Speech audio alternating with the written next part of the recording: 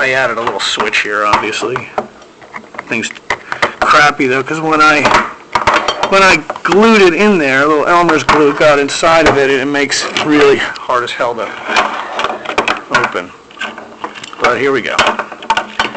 And this is what we're looking for. Excuse me. Your little circuit. As you can see, it was running. Mess. One AA. And here's your circuit board. Alright. You still have the transformer. Let's get the pen. You got the transistor right here.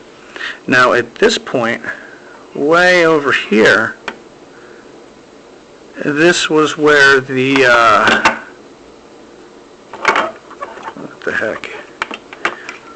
Okay, yeah, this is where the capacitor went. And this is where the negative and the positive was, right here for your battery. That little metal bars came in that hold on to your battery there. So you pull out your cap, you pull out your flash, all that good stuff, and yeah, voila. Real nice, real easy. And